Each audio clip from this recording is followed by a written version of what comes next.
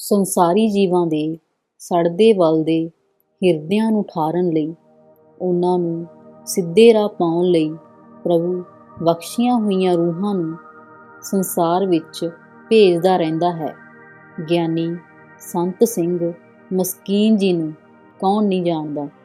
ਆਪ ਜੀ ਨੇ ਆਪਣੇ ਜੀਵਨ ਕਾਲ ਵਿੱਚ ਕਥਾਵਾਚਕ ਦੇ ਤੌਰ 'ਤੇ ਜੀਵਾਂ ਦਾ ਕਲਿਆਣ ਕੀਤਾ। ਆਪ ਜੀ ਦਾ ਜਨਮ 1934 ਈਸਵੀ ਵਿੱਚ ਬੰਨੂ ਜ਼ਿਲ੍ਹੇ ਦੀ ਤਹਿਸੀਲ ਲੱਕੀ ਮਰਵਤ ਵਿੱਚ ਹੋਇਆ। ਆਪ ਜੀ ਦੇ ਪਿਤਾ ਕਰਤਾਰ ਸਿੰਘ ਜੀ ਅਤੇ ਮਾਤਾ ਰਾਮ ਕੌਰ ਜੀ ਧਾਰਮਿਕ ਬਿਰਤੀ ਦੇ ਮਾਲਕ ਸਨ। ਛੋਟੀ ਉਮਰ ਵਿੱਚ ਹੀ ਆਪ ਜੀ ਦੇ ਤੜਪੇ ਹੋਏ ਦਿਲ ਵਿੱਚ ਸ਼ਾਇਰੀ ਦੇ ਅੰਸ਼ ਅਤੇ ਕਵਿਤਾ ਦੇ ਭਾਵ ਮੌਜੂਦ ਸਨ। ਆਪ ਜੀ ਆਪਣੀਆਂ ਤੁਕਬੰਦੀਆਂ ਹੋਰਨਾਂ ਬੱਚਿਆਂ ਨੂੰ ਸੁਣਾਉਂਦੇ ਰਹਿੰਦੇ ਸਨ। ਆਪ ਜੀ ਪੜ੍ਹਾਈ ਵਿੱਚ ਬੜੇ ਹੁਸ਼ਿਆਰ ਸਨ। ਆਪ ਜੀ ਨੂੰ ਕਲਾਸ ਵਿੱਚ ਹਮੇਸ਼ਾ ਅੱਗੇ ਬਿਠਾਇਆ ਜਾਂਦਾ ਸੀ। ਆਪ ਜੀ ਨੇ ਚੌਥੀ ਜਮਾਤ ਤੱਕ ਦੀ ਪ੍ਰਾਇਮਰੀ ਸਿੱਖਿਆ ਖਾਲਸਾ ਸਕੂਲ ਤੋਂ ਪ੍ਰਾਪਤ ਕੀਤੀ। ਫਿਰ ਅੱਗੇ ਆਪ ਜੀ ਗੌਰਮੈਂਟ ਹਾਈ ਸਕੂਲ ਵਿੱਚ ਦਾਖਲ ਹੋਏ। ਹਾਈ ਸਕੂਲ ਵਿੱਚ ਵੀ ਆਪ ਜੀ ਨੂੰ ਬੜਾ ਪਿਆਰ ਮਿਲਿਆ। ਇਸੇ ਹੀ ਸਮੇਂ ਦੇਸ਼ ਦੀ ਵੰਡ ਹੋਈ। ਆਪ ਜੀ ਦੀ ਉਮਰ ਅੰਦਾਜ਼ਨ 12 ਸਾਲ ਸੀ। ਆਪ ਜੀ ਨੂੰ ਆਪਣੀ ਜਨਮ ਭੂਮੀ ਛੱਡਣੀ ਪਈ ਅਤੇ ਆਪ ਜੀ ਦੇ ਪਰਿਵਾਰ ਨੂੰ ਰਾਜਸਥਾਨ ਦੇ ਅਲਵਰ ਭੇਜ ਦਿੱਤਾ ਗਿਆ। ਇੱਥੇ ਪੜ੍ਹਾਈ ਦਾ ਮਾਧਿਅਮ ਹਿੰਦੀ ਸੀ। ਪਿੱਛੇ ਆਪ ਜੀ ਉਰਦੂ ਫਾਰਸੀ ਮੀਡੀਅਮ ਵਿੱਚ ਪੜ੍ਹਦੇ ਸੀ। ਇਸ ਲਈ ਆਪ ਜੀ ਨੂੰ ਇੱਥੇ 5-5, 6-6 ਸਾਲਾਂ ਦੇ ਪਹਿਲੀ ਕਲਾਸ ਦੇ ਬੱਚਿਆਂ ਨਾਲ ਬਿਠਾਇਆ ਗਿਆ।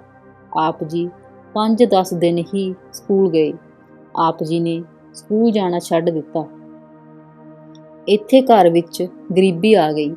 ਆਪ ਜੀ ਦੇ ਪਿਤਾ ਜੀ ਰਾਸ਼ਨ ਡਿਪੂ 'ਤੇ ਨੌਕਰੀ ਕਰਨ ਲੱਗੇ। ਆਪ ਜੀ ਭਾਂਡਿਆਂ ਦੀ ਫੈਕਟਰੀ ਵਿੱਚ ਪੈਕਿੰਗ ਦੀ ਨੌਕਰੀ ਕਰਨ ਲੱਗੇ, ਪਰ ਆਪ ਜੀ ਦਾ ਮਨ ਉੱਥੇ ਨਹੀਂ ਲੱਗਦਾ ਸੀ। ਆਪ ਜੀ ਦੇ ਹੱਥ ਕੰਮ ਕਰਦੇ ਅਤੇ ਅੰਦਰੋਂ ਫਰਿਆਦ ਕਰਦੇ ਕਿ ਹੇ ਪ੍ਰਭੂ, ਮੇਰਾ ਭਵਿੱਖ ਕੀ ਹੋਵੇਗਾ। ਫਿਰ ਆਪ ਜੀ ਨੇ ਇੱਕ ਦਫ਼ਤਰ ਵਿੱਚ ਚਪੜਾਸੀ ਦੀ ਨੌਕਰੀ ਕੀਤੀ।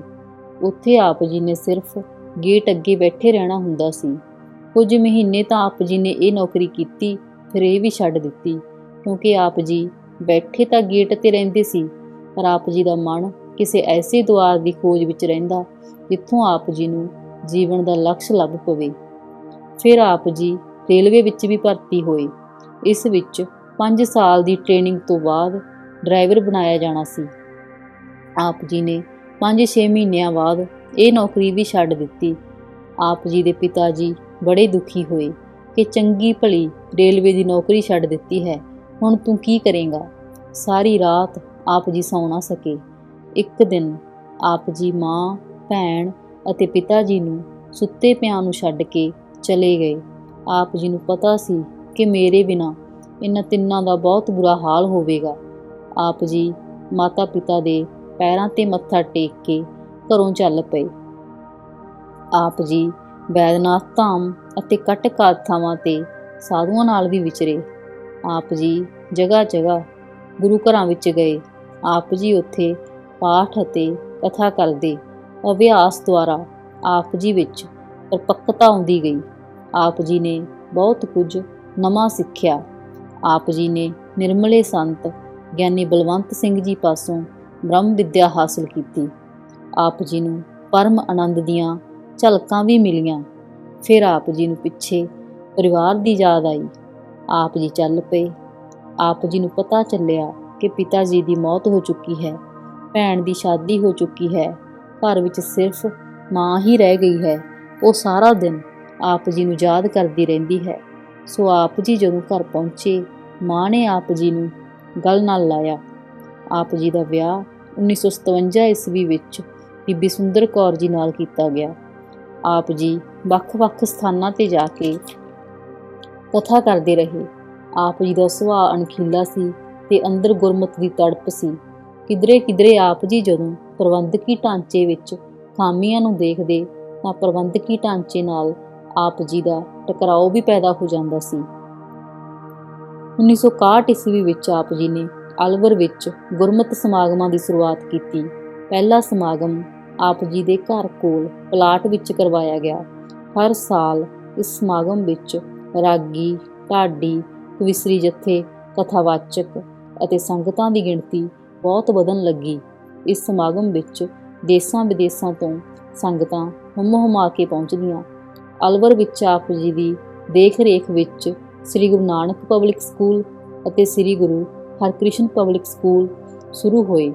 ਇਨ੍ਹਾਂ ਸਕੂਲਾਂ ਵਿੱਚ ਗਰੀਬ ਬੱਚਿਆਂ ਨੂੰ ਕਿਤਾਬਾਂ ਅਤੇ ਵਰਦੀਆਂ ਫ੍ਰੀ ਦਿੱਤੀਆਂ ਜਾਂਦੀਆਂ ਹਨ। ਫਿਰ 1984 ਦੇ ਘੱਲੂਘਾਰੇ ਨੇ ਆਪ ਜੀ ਨੂੰ ਝੰਜੋੜ ਕੇ ਰੱਖ ਦਿੱਤਾ। ਆਪ ਜੀ ਨੇ ਕਥਾ ਦੌਰਾਨ ਰੋਸ ਪ੍ਰਗਟ ਕੀਤਾ ਤਾਂ ਹਕੂਮਤ ਨੇ ਆਪ ਜੀ 'ਤੇ ਝੂਠੇ ਕੇਸ ਬਣਾ ਦਿੱਤੇ। ਦਿੱਲੀ ਵਿੱਚ ਹਰ ਦੂਜੇ ਤੀਜੇ ਦਿਨ ਆਪ ਜੀ ਦੀ ਪੇਸ਼ੀ ਹੁੰਦੀ ਸੀ। ਇਸ ਤਰ੍ਹਾਂ ਜਾਣ ਬੁੱਝ ਕੇ ਆਪ ਜੀ ਦਾ ਸਮਾਂ ਖਰਾਬ ਕੀਤਾ ਜਾ ਰਿਹਾ ਸੀ। ਗੌਰਮੈਂਟ ਜਾਣ ਬੁੱਝ ਕੇ ਕੇਸਾਂ ਨੂੰ ਲਮਕਾ ਰਹੀ ਸੀ, ਕਿਉਂਕਿ ਗੌਰਮੈਂਟ ਨਹੀਂ ਚਾਹੁੰਦੀ ਸੀ ਕਿ ਆਪ ਜੀ ਕਿਤੇ ਦੂਰ ਕਥਾ ਕਰਨ ਜਾ ਸਕਣ। ਆਪ ਜੀ ਦੇ ਵਿਦੇਸ਼ ਜਾਣ 'ਤੇ ਪਾਬੰਦੀਆਂ ਲਗਾ ਦਿੱਤੀਆਂ ਗਈਆਂ ਸਨ। ਗੌਰਮੈਂਟ ਨੇ ਆਪ ਜੀ ਨੂੰ ਓਨਾ ਪਰੇਸ਼ਾਨ ਕੀਤਾ ਜਿੰਨਾ ਉਹ ਕਰ ਸਕਦੀ ਸੀ। ਫਿਰ 1991 ਈਸਵੀ ਵਿੱਚ ਨਵੀਂ ਸਰਕਾਰ ਬਣੀ ਤਾਂ ਆਪ ਜੀ ਦੇ ਸਾਰੇ ਝੂਠੇ ਕੇਸ ਵਾਪਸ ਕੀਤੇ ਗਏ। ਫਿਰ ਆਪ ਜੀ ਨੇ ਦੇਸਾਂ ਵਿਦੇਸਾਂ ਵਿੱਚ ਭਰਮਣ ਕਰਕੇ ਗੁਰਮਤਿ ਦਾ ਪ੍ਰਚਾਰ ਆਰੰਭ ਕਰ ਦਿੱਤਾ। ਆਪ ਜੀ ਦੀ ਕਥਾ ਵਿੱਚ ਬਹੁਤ ਰਸ ਸੀ। ਆਪ ਜੀ ਦੀ ਕਥਾ ਸੁਣਨ ਲਈ ਦੂਰ ਦੂਰ ਤੋਂ ਸੰਗਤਾਂ ਦਾ ਹੜ੍ਹ ਆ ਜਾਂਦਾ ਸੀ। ਜੋ ਸੰਗਤਾਂ ਆਪ ਜੀ ਦੀ ਕਥਾ ਸੁਣਦੀਆਂ ਸਨ ਤਾਂ ਉਹ ਦੁਨਿਆਵੀ ਫਿਕਰਾਂ ਨੂੰ ਭੁੱਲ ਜਾਂਦੀਆਂ ਸਨ, ਕਿਉਂਕਿ ਆਪ ਜੀ ਪ੍ਰਭੂ ਨਾਲ ਜੁੜੇ ਹੋਏ ਸਨ। ਇੱਕ ਜੁੜਿਆ ਹੋਇਆ ਹੀ ਹੋਰਾਂ ਨੂੰ ਜੋੜ ਸਕਦਾ ਹੈ। ਆਪ ਜੀ ਹਿਰਦੇ ਤੋਂ ਬੋਲਦੇ ਅਤੇ ਆਪ ਜੀ ਦੇ ਬੋਲ ਸੰਗਤਾਂ ਦੇ ਹਿਰਦੇ ਵਿੱਚ ਉਤਰ ਜਾਂਦੇ। ਇਸ ਤਰ੍ਹਾਂ ਆਪ ਜੀ ਸਾਰੀ ਉਮਰ ਲੋਕਾਈ ਨੂੰ ਸੱਚੇ ਰਾਹ ਪਾਉਂਦੇ ਰਹੇ। ਆਪ ਜੀ ਨੇ ਮਨੁੱਖਤਾ ਦੇ ਭਲੇ ਲਈ ਆਪਣਾ ਜੀਵਨ ਸਮਰਪਿਤ ਕਰ ਦਿੱਤਾ। ਆਪ ਜੀ ਨੂੰ ਹੋਰਨਾਂ ਧਰਮਾਂ ਬਾਰੇ ਵੀ ਬੜਾ ਡੂੰਘਾ ਗਿਆਨ ਸੀ। ਆਪ ਜੀ ਗਾਲਿਬ, ਡਾਕਟਰ ਮੁਹੰਮਦ ਇਕਬਾਲ, ਉਸਤਾਦ ਜਾਊਕ ਅਤੇ ਬੁੱਲੇ ਸ਼ਾਹ ਆਦਿ ਮਹਾਨ ਲੋਕਾਂ ਦੇ ਕਲਾਮ ਵੀ ਸੁਣਾਉਂਦੇ ਰਹਿੰਦੇ ਸਨ। ਆਪ ਜੀ ਨੂੰ ਪੰਜਾਬੀ, ਉਰਦੂ, ਅਰਬੀ, ਫਾਰਸੀ, ਹਿੰਦੀ, ਅੰਗਰੇਜ਼ੀ ਆਦਿ ਭਾਸ਼ਾਵਾਂ ਦਾ ਵੀ ਗਿਆਨ ਸੀ। ਆਪ ਜੀ ਨੇ ਦਰਜਨ ਤੋਂ ਵੱਧ ਕਿਤਾਬਾਂ ਲਿਖੀਆਂ। ਆਪ ਜੀ ਨੇ ਦਰਬਾਰ ਸਾਹਿਬ, ਤਖ਼ਤ ਸ੍ਰੀ ਪਟਨਾ ਸਾਹਿਬ, ਤਖ਼ਤ ਸ੍ਰੀ ਹਜ਼ੂਰ ਸਾਹਿਬ ਅਤੇ ਗੁਰਦੁਆਰਾ ਸ੍ਰੀ ਸੀਸਗੰਜ ਸਾਹਿਬ ਤੋਂ ਕਦੇ ਵੀ ਕੋਈ ਕਥਾ ਭੇਟਾ ਨਹੀਂ ਲਈ ਸੀ। ਆਪ ਜੀ ਜਦੋਂ ਵੀ ਇਹਨਾਂ ਸਥਾਨਾਂ 'ਤੇ ਕਥਾ ਕਰਦੇ ਤਾਂ ਭੇਟਾ ਮੁਕਤ ਹੋ ਕੇ ਪੂਰੀ ਸ਼ਰਧਾ ਨਾਲ ਕਰਦੇ। ਸ਼੍ਰੋਮਣੀ ਗੁਰਦੁਆਰਾ ਪ੍ਰਬੰਧਕ ਕਮੇਟੀ ਨੇ ਆਪ ਜੀ ਨੂੰ ਪੰਥ ਰਤਨ ਅਵਾਰਡ, ਭਾਈ ਗੁਰਦਾਸ ਅਵਾਰਡ, ਗੁਰਮਤਿ ਵਿੱਦਿਆ ਮਾਰਤੰਡ ਅਵਾਰਡ ਨਾਲ ਨਿਵਾਜਿਆ ਸੀ। ਧੰਨਵਾਦ।